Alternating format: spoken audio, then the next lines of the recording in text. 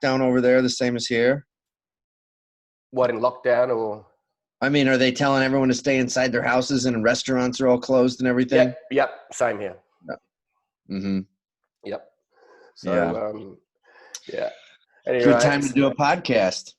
Yeah, well, glad I started one, so at least gives me something to do, sort of distract me from just doing emails and other stuff. So, yeah. Are you able to get out on your bike? I ride every day, actually. So Yeah. I'm right next to the harbour here. So, and it's like a bay off the main harbour, and I go for about 25-minute ride every day just to get out. And I got to. Well, that's good. So I do have a friend or two I catch up with one-on-one. So but try and minimise going to the shopping centres or anything or buying food. So, but it's just surreal and weird, isn't it? Anyway, so definitely. Yeah. So let's, I suppose, get into it. You got limited time. We both have. So I'll introduce you, and then we'll just get into it. And it's basically a fireside chat, bit of a. Yeah. So, are we recording video or just audio? We're recording video as well. Yeah. Okay. Cool. All right, because I'm putting that in the bank to actually create into other. So yeah. Let me button up my shirt and put my pants on. Well, I don't think the pants are an issue because that's yeah, unless I get excited and stand up. But. Yeah, well, I was wearing sort of collared shirts and went, stuff it. It's a t-shirt. It's fine. It's cool. But yeah, yeah, it is. Yeah, cool. Let me shut my door back here. How's the audio sound? It sounds really, really good. Okay. Yeah.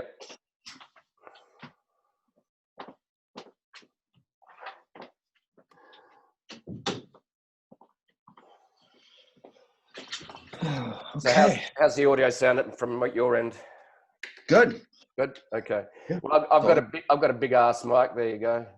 Okay. Nice. Nice. I had that in the cupboard for 3 years, Josh. Talking about procrastination. Yeah. Anyway, so all right. So I'll read your bio. Okay. And away we go. So great. Right, just a quick sip of coffee.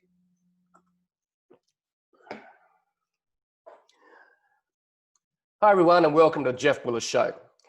Today we're going to be meeting with Josh Turner, and Josh is a Wall Street Journal best-selling author of Connect and Booked, and the founder and CEO of LinkedSelling, a B2B sales development and lead generation agency. Josh is also the founder of Connect 365, a sales automation platform. They represent clients across the globe in a wide variety of industries. He is considered one of the leading experts in the world when it comes to growing a business using LinkedIn. Since starting LinkedSelling in 2011, the company has gone on to be named multiple times in the Inc. 500 list of fastest growing companies in the US. His workshops, systems, and software for getting leads and clients have been taught and implemented by over 500,000 business owners and entrepreneurs, generating over 1 billion in sales for his clients. Welcome to the show, Josh, and it's great to catch up here. So what's happening in your part of the world with this current situation, really?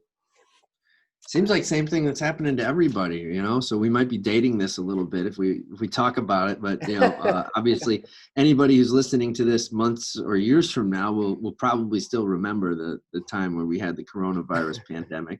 Yeah, that's right. So, you know, that's why, you know, I'm here in my home office today. I haven't been to my office in a couple of weeks. Yep. And, you know, we're just really grateful that our company is in a position where we're really used to working remote and virtual. And so it was really, I mean, there was nothing we had to do to transition our people from going back home to work. They're very accustomed to doing that. And so we're grateful in that regard, and the company is doing pretty good, staying afloat. We're still selling new clients, keeping most of them that we had before, and still planning on hitting our growth goals this year. So I'm grateful for that, and my family's healthy, and we're seeing a lot more of each other. But we're enjoying the time together. Yeah, So no, thanks. I think it's going to bring people closer, even though we're not close physically. I think in terms of holding each other. So it's hopefully, well, I'm sure it will. We'll find that it'll bring humanity closer because we've got a common enemy. But let's just go back to how you got into LinkedSelling and Connect 365, and I suppose go back to, if you give a bit of a thumbnail sketch, how what was what was your first career, and then how did you get into Connect 365 and LinkedSelling? So maybe Yeah. so because you were a CFO for quite a while, weren't you? Yeah, I was. My lineage of like what brought me to this place really starts in high school because when I was in high school, my dad had a business where he was finishing basements, so a construction remodeling company with a focus on finishing basements. And I worked in that company after school sometimes on weekends through high school. In college, I worked in the summers full time with him, and then sometimes when I came home, and I learned the entire business and had planned on being a part of that business once I graduated college. But when I was 21, he totally ran out of work during the tech bubble burst, whatever we call that, in 2001. And he had to shut his doors. So I saw firsthand, I was there when it happened. It was during the summer when I was 21, when I was working there, that he was like, this is our last day, we're shutting the doors. And so I saw firsthand how a business can fail. Yep. And that meant that always stuck with me. And then when I ended up graduating college a couple of years later, I was able to parlay the experience working in my dad's construction business into getting a job in the finance department of another construction company, a little bit bigger than his, but still a small company. And from the time I worked there, from 2003 to 2009, we grew that company from about 5 million in annual revenue to, at the peak in 2008, 23 million in annual revenue. And that company was very exposed. We did a lot of high-end residential. And when the crisis in 2008, 2009 came along, that company just got the wind taken out of its sails completely. And just the year 2009, we just burned through all the backlog that the company had, all the work we had on the books, and no new sales were coming in. No one was starting any new construction projects. And in November 2009, that company was forced to shut its doors. So I was hired on to just kind of be, general jack of all trades finance guy in that company. And then eventually a couple of years later was promoted to be the CFO. Kind of a right place, right time thing. I was pretty young for the gig, but was working hard and a lot of hours, and we were growing a lot. So it was a great experience for me. And so when the company closed in 2009, I had a little time to think about what do I really want to do. And I wanted to do my own thing. I had, if you go back to those times, it was really the whole idea of online entrepreneurship, starting online businesses and being in business for yourself was really gaining a lot of momentum at that time. Yes, and I was seeing people starting online businesses and working for themselves. And I had been dabbling in some of it for a few years leading up to that. I built an e-commerce site that failed. I did a couple other things that didn't go anywhere. But it was like practicing and learning before I really needed to make it work. And so I just knew, I want to do my own thing. I don't want to go get another job somewhere. And so I started working as an outsourced CFO in early 2010 is when I started basically a consulting business by myself. Worked by myself for the next 2 years, and I had a client who I was helping with spreadsheets, which is what an outsourced CFO does, helps people with their spreadsheets. Right. I had one of those clients saw that I was doing some things on LinkedIn to market my business. And it was one of the primary ways that I was growing the CFO business. And one of my CFO clients said, "Hey, that stuff you're doing on LinkedIn, do you think that would work for us?" I said, "Yeah, I would do X, Y, and Z." And they said, "Makes a lot of sense. Why don't you just do it for us? Because we don't know what you're talking about." And at the time, this is late 2011, there was really nobody who was using LinkedIn for proactive business development. Very few people were doing it, especially as a business, as a service for other companies. Yep. And so I said, okay, I don't see anyone else out there that we could hire to do this for you. So let me see if I can do it for you. That was the beginning of LinkedSelling. And we now have clients all over the world who hire us to implement our methodology for using not just LinkedIn. We've really evolved over the years to where now we have a full multi-channel outbound sales development campaign that we run for clients that includes LinkedIn, phone, email, and advertising on Facebook and LinkedIn in a really cohesive multi-channel campaign that generates sales appointments for further sales teams. And like you said, we've really been fortunate to grow a lot. We've been on the Inc. 500 a couple times. Just been blessed to be a part of this company that is, when I started the business, I didn't have any real goals of creating a company that was going to be something really bigger than me. And, now I feel really blessed to be a part of it. Along the way, we created a software business called Connect 365, which is a sales automation tool that helps people use email in a more personal way to build trust and relationships, so that people actually open your emails, reply to your emails, and you can get more leads and sales appointments and clients using it. That's kind of where we're at today. Yeah, because that's a very interesting place to play, isn't it? Because we're in the middle of the battle of the algorithms where emails aren't opened as much because Gmail decided to create tabs. Then you've had the likes of Infusionsoft and other platforms that have become less effective. So, and that's what you've tried to do, is try and discover different tools and tactics to actually help generate leads. Because that, now it's interesting when you're talking about, and I know your story because we met in Chicago, didn't we? I think 6-7 years ago. Yeah. At a mastermind with Danny Inney.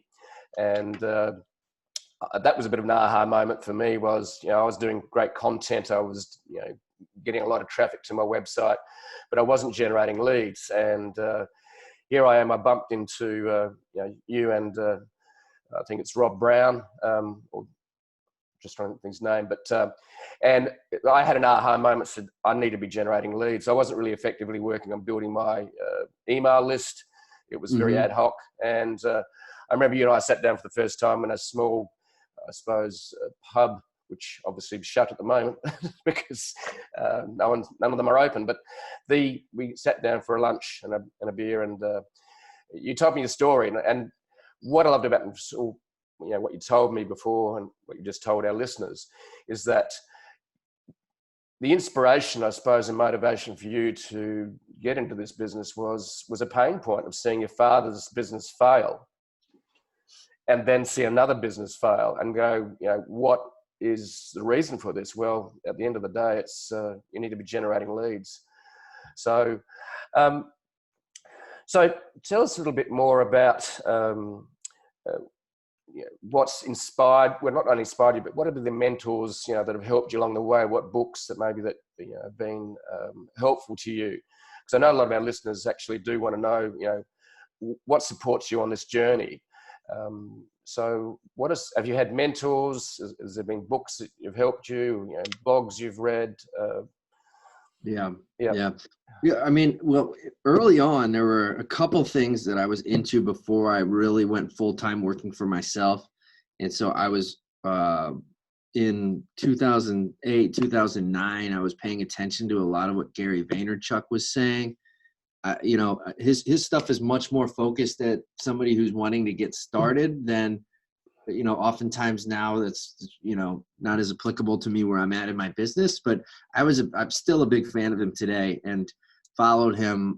He was a big inspiration for me in 2008, 2009, with some of the things he was doing online that were really at the time very forward thinking, moving his family's wine business from a retail to a online and using online video with the show Wine Library TV and just how he was leveraging media to grow a traditional brand.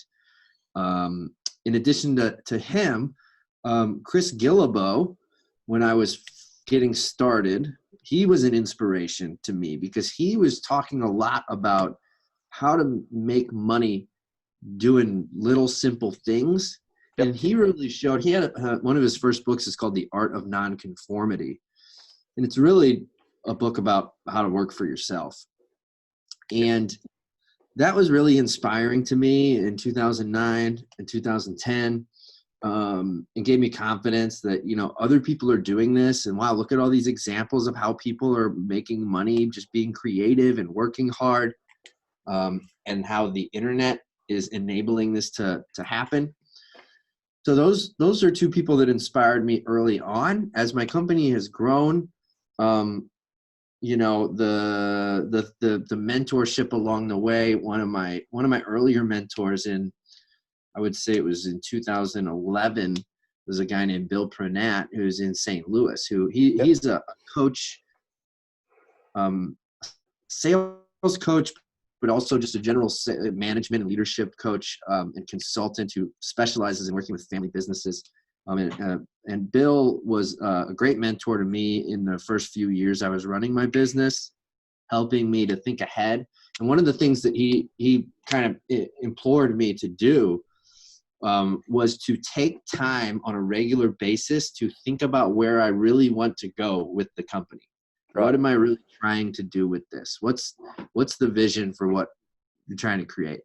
And because of that, like I took his advice and I started going and once every couple of weeks I would sit at a coffee shop on a Friday morning and I'd spend a couple hours just thinking about the business plan and what am I doing beyond just this, you know, CFO stuff and getting clients. Like, what do I really want this to look like? And it was spending that time really thinking about the business and not just putting out fires and working on the work. Yeah. That's what really allowed me to set the foundation for what the company eventually became. So his guidance was really important early on. And then fast forward a little bit, I would say over the last few years, I'm a part of EO, Entrepreneurs Organization, and you know, being a part of EO has been a great thing for my company and the friendships I've made in there, and what's essentially, you know, I have a small group that I'm a part of within EO. There's like 5 of us in my group now, and these people have really become almost like an advisory board, if you will, in a sense. Yeah. And that's been really, really big for me as well. So I would say being a part of EO has been good as well. You know, there's a lot of other books out there and stuff, and business books that I think have nice little things in them and stuff like that. And I gather a little bit here and there from them, but there's nothing that's like my Bible. Yeah. Yeah. It's a lot of different people find it from. Some people actually, you know, do have mentors who are people. Others, other people seem to get a lot of their inspiration mainly from books. Some people don't like reading, so it's really fascinating to hear. So, Josh, I read more nonfiction, history, yep. things like that. Because I mean, I'm spending all day on business. At night, I don't want to read business books anymore. You know, no. So like right now, I'm really into World War II stuff. You know, it'll be something else next month. Okay, and why World War II stuff? I just think it's a fascinating era that you know, most people today don't really know much about. Yeah, there's so much to it. There's so much to learn. Like you start reading about, you know, the entire war, and you learn all this stuff that you never learned in school. Like there was actually more to it than just Normandy. And you know, if you read a book like The Rise and Fall of the Third Reich, it's fascinating to learn about like the crazy stuff that was going on over there at the time.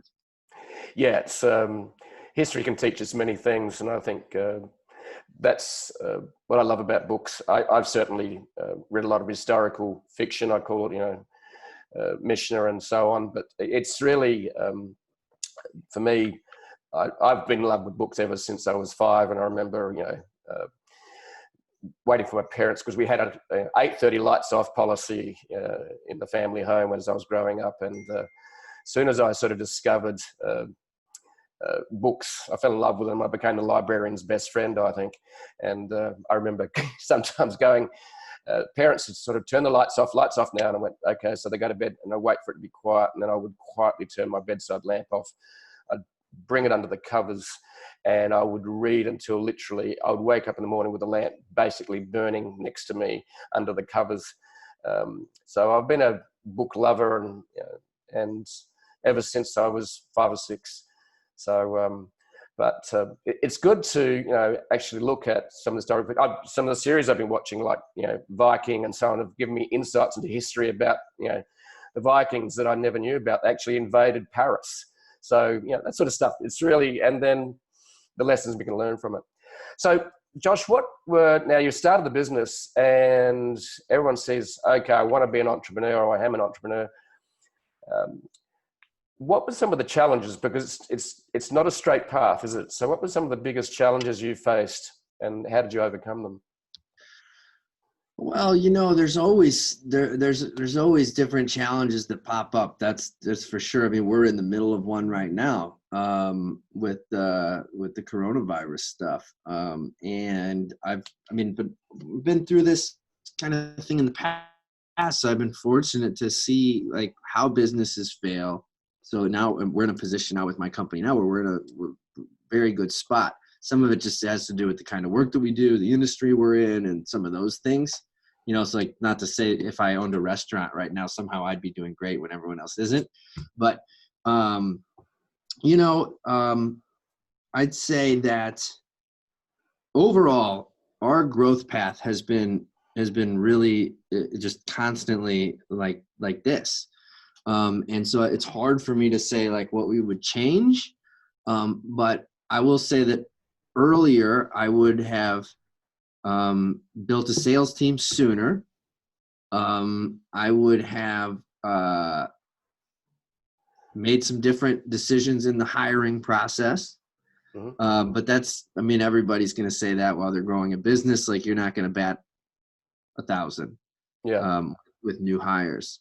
But at the same time, I think that, this is a bit of a catch-22. But one of the things I think is that at times our company has tried to do too much when maybe we would have been better off to focus on fewer initiatives.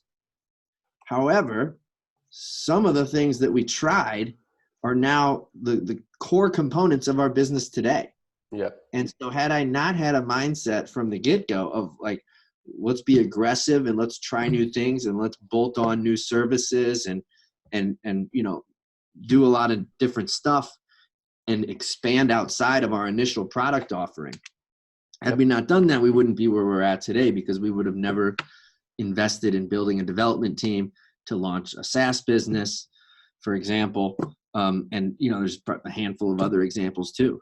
But with that, there's a number of product lines that we've started over the last 6 or 7 years that we don't support them anymore in our company. They're just not part of our company anymore, right?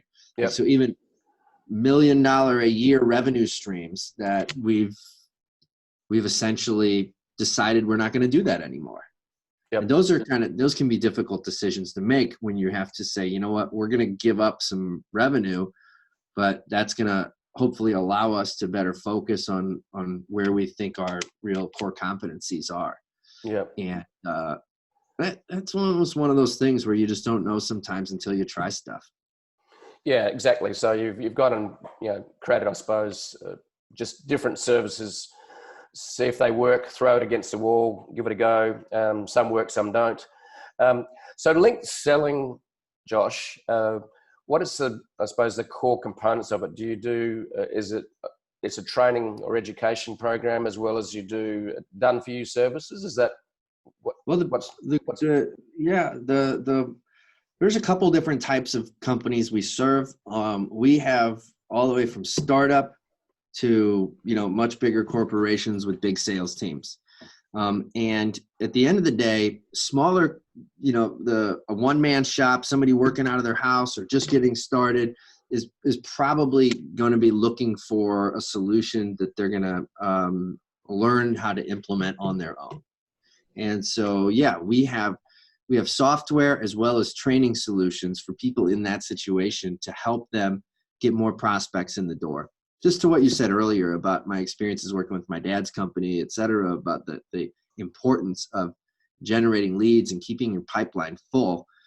businesses that don't have systems to generate leads are substantially more at risk than those who do. And there's been a lot of studies that clearly show that, and it just makes sense intuitively.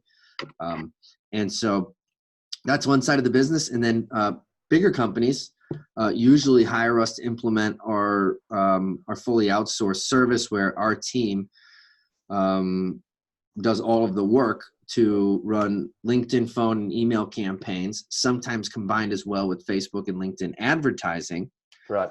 to implement a full multi-channel approach to getting in front of the right prospects and driving them into a sales appointment. And so that's it. Now, so LinkedSelling basically does training for small companies, and also provides done-for-you services for larger companies to help them generate leads. Now, Connect 365, tell a little bit more about that. What was the inspiration and motivation to start a software as a service company? Because they can be difficult, because they're basically built on a subscription model. You've got to worry about churn. So what motivated you to actually go, well, I'm going to do a software as a service startup, essentially? And you started, I think, just over 3 years ago. Yeah. Well, for starters, I was looking at how do we create a more valuable business. Our company is becoming a little bit more mature, even though it's still like not that old of a company. We started LinkedSelling in 2012. But, here we are 8 years later. And, we have a management team. We have, there's just people looking at like, how do we create this company in a way to where it's creating a lot of long-term value for our employees and our team. And, one of the ways to do that is to have a much greater emphasis on software and technology as part of the business. If you look at like valuations for marketing agencies, they're much, much less than software as a service businesses. Yeah. So as we go out and look at growing the company in different ways and potentially bringing on investors, we want to create a scenario where our company receives as high of a valuation as possible. And so I felt like adding a layer of software into our business would make a lot of sense from that perspective. And then it was just a matter of, well, what makes sense for us to do?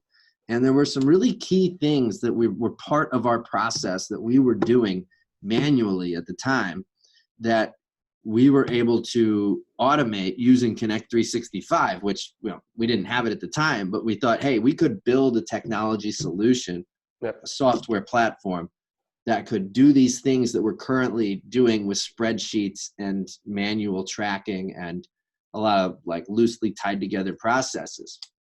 And so we knew this is something that we will use internally. This is something we will use for our clients. And maybe we can sell it to people as a standalone offer and product. So we started building it and, had to figure out how to build software and make some mistakes. And it took longer than it probably should have and all those things. But at the end of the day, we still have the same people that we brought on for our development team that created Connect 365 at the beginning are still with us today and doing amazing work. And so, fast forward a little bit, and we really just got the product to the point where we started with a couple hundred customers using it. Some of our, closest private customers and such were able to really kind of iterate based on the feedback we were getting from them and really improve the tool over the first year and a half to the point where we were seeing great results with it and felt confident enough that we could share it with a much bigger audience of customers. And so we started actively promoting it as a subscription standalone service software, if you will, I think a couple years ago. Right. So it hasn't really been that long since we kind of really started trying to grow it. And now we have, several thousand customers. So it's been great, and it's become a much bigger part of our business. It's, the software side of our business is getting, close to 40% of our total revenue now. And so it's all playing out pretty well. You know, of course, we think that it has the ability to grow faster than it does, but we're really doing a lot right now with partnerships. Obviously, you know, Jeff, we've partnered with you in a big way, Yep. and other folks in, you know, our affiliate network who are really getting behind it, and that has propelled our growth big time. And also really doubling down on ad channels into our automated webinars and such. So we're really investing right now in the growth of Connect 365, and really excited about the results that we're seeing for you know, so many of our customers who are loving it, and you know, getting a lot more leads and clients as a result. Yeah, it's software as a service companies are certainly one thing I've noticed over the last few years, and I've been much more involved with software as a service companies, including you guys and others. What's great about them as a business model is they can scale much more rapidly, can't they? Because if you're going to be doing done for you services, that involves hiring people, getting a bigger office or bigger virtual offices. Sure. So you can scale a software as a service company. So tell us a little bit more about, like, how do you generate leads? You mentioned partnerships and an affiliate. So what's been your main driver of growth? About a lot of people don't understand how you can use partnerships. So I interviewed Emric from Agora Pulse. He doubled down on influencers as opposed to big advertising spends for his main competitors. Yeah. Ambassadors. You've done it in a different way. So can you tell us a bit more about, I suppose, a few key ways you've actually generated leads, subscriptions, basically monthly subscriptions. Yeah, well, specifically for Connect 365, it's really, I would say, three things. Number one, all of the initial growth to get us maybe to our first 1,000 customers was promoting to our existing database. Right. You know, so a lot of people start software businesses and they don't have an existing database. They're starting from scratch. Well, we had an existing business with 100,000 people on our email list. So we were able to just start promoting to our existing list and putting offers in front of them. And that was where our initial growth came from. And then the next wave was two things. It was our affiliate and joint venture network of people like yourself and a lot of our other affiliates and friends in the industry who have gotten behind the product and shared it with their audience. Sometimes in exchange for a commission, sometimes in exchange for, you know, some other thing, depend, happy to talk more about that if it's of interest. And then the third thing has been advertising. And with Connect 365 specifically, because it's a lower price, product, Facebook advertising is where we have focused because the costs are cheaper than on LinkedIn. But we do spend a lot of money on LinkedIn ads for our higher priced services. Right. So yeah, those three things really, it's promoting to our existing database, affiliates, and Facebook advertising. Okay. And that what they're all driving into usually is some version of a webinar. Yep. And sometimes we'll position it as a boot camp, sometimes it's a one-off webinar, and that's been really successful for us. Yeah, I've been watching that over the last year or so, and certainly like your strategy. I think one of the key ones you were running was a 5-day boot camp. You basically ran 5 hours of training for free, essentially, to actually get people to believe and trust in the product. So what's the product priced at? Well, the public price is $197 a month. Yep. And that's for unlimited usage, unlimited contacts, unlimited emails, etc. And but if you sign up for one of our webinars, then we have some special prices behind the scenes. So we do some different things, but that's pretty much it. Okay. So let's just dive a little bit more into you've got a business, but you've also got a family, and I know you've got a young family now. And how do you balance your family life and business life and personal life? Is there a daily routine that you try to stick to as much as you possibly can? Yeah, usually, yeah. I mean, it depends on kind of what's going on in the business, right? Because like my role in the company can vary based on the season, but for the most part, the biggest thing for me has been, uh, you know, I didn't have a family in the early years of the business, and I was working a lot more hours then, and I loved it. It was just fun. Um, working on marketing content and updating the website at 7 or 8 at night, and whatever it would be. Doing meetings during the day, working on my marketing at night was very typical. But Right. fast forward to now, when I have a family, I don't really have to do that anymore because we have a team Yep. that does a lot of that kind of stuff. And I'm more in a leadership position, in a position to work on strategy, have a couple calls a week with potential clients who I've been referred to. I spend a lot of my time looking at marketing and sales related things. A lot of my time is spent on the software side of the business now. And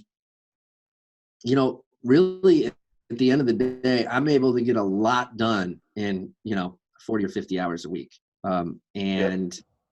I think that a lot of people waste a lot of time, and that if you really put in a solid 40 hours, you're going to get a lot done. Some weeks I'm looking for stuff to do. Right. But Okay. so typically, because our team is just doing so much, which gives me more time to be thinking about, what's the next thing we should be focused on, and what's the next thing we should decide to stop doing, which Yeah. sometimes is equally important. Yeah. And so specifically though, I mean, my routine usually is I'll head off to the office around 7:45 in the morning.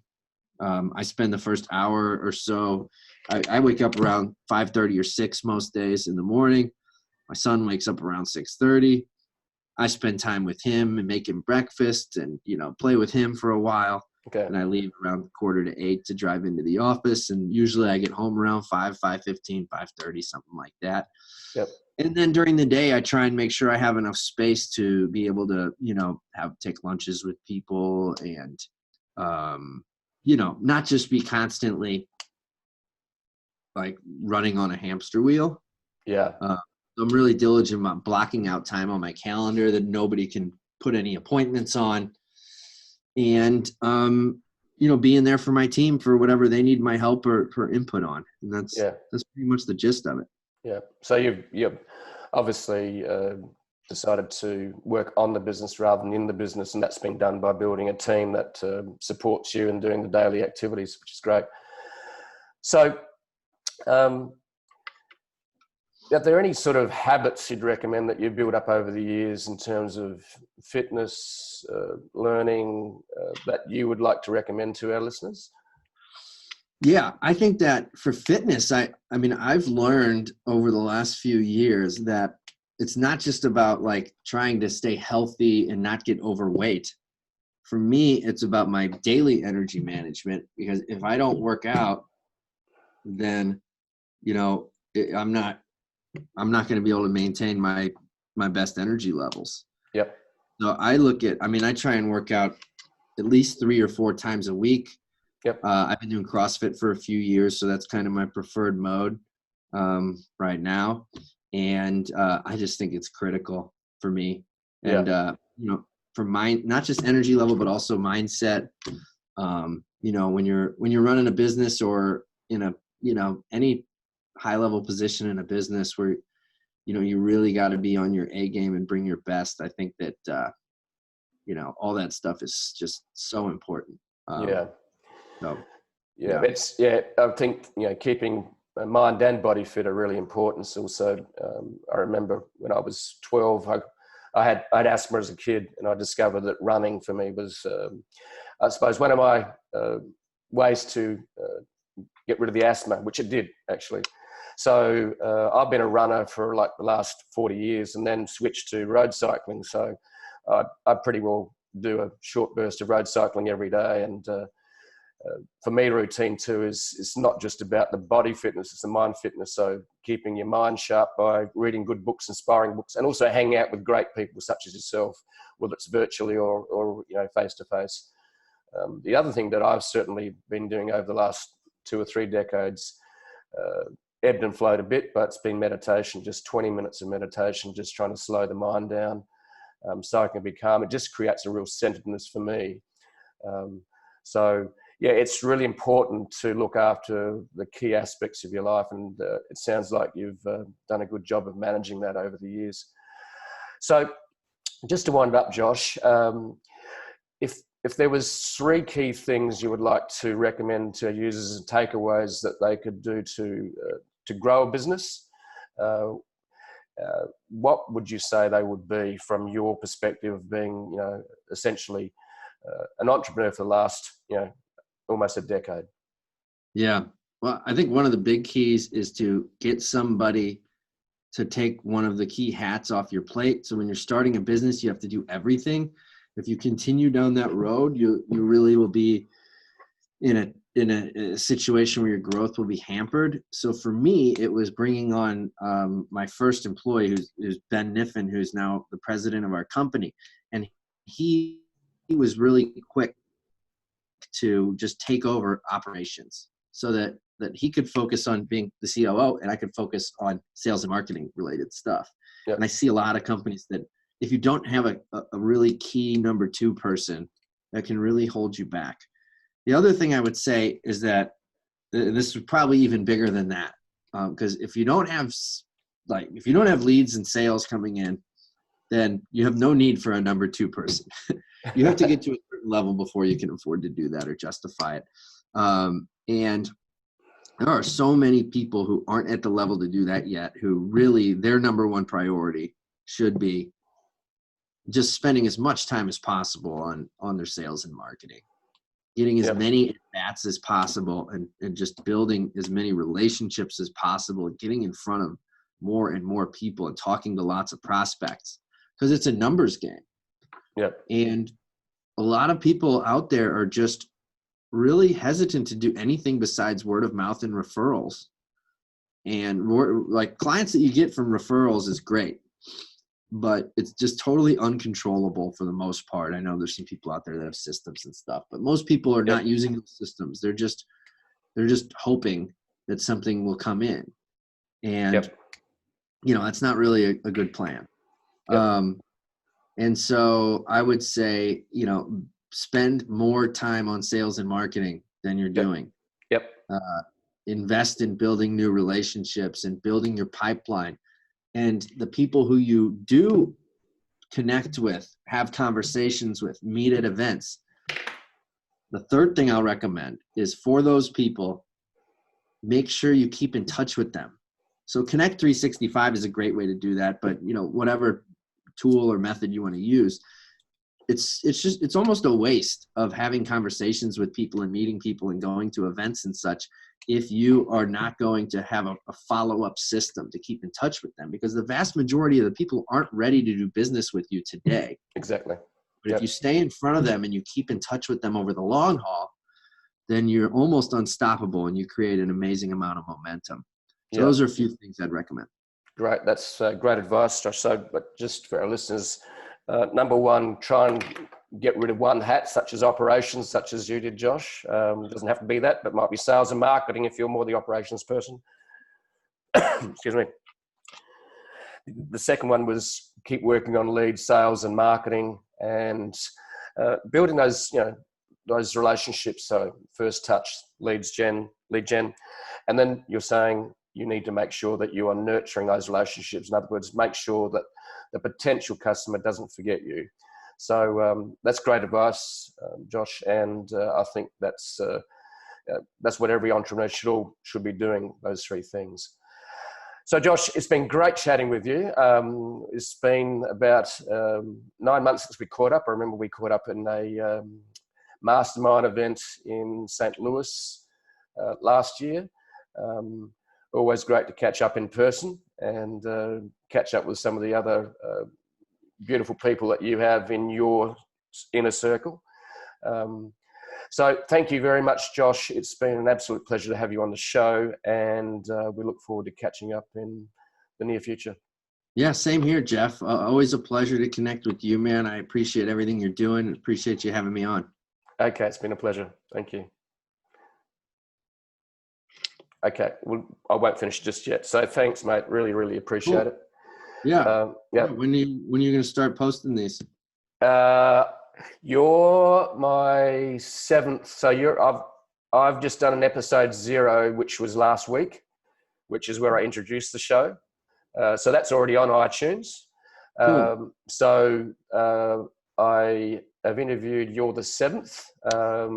It's going to be in the can. So I would say we're publishing them every week. So the first one, we've got the team's been working through the website for podcast homepage and then the episode page. It's been working out the technicalities and the process for that. So that's going up early next week, and then we'll have the first show, and then they'll be going out weekly after that. So we're looking at about 7 to 8 weeks down the track.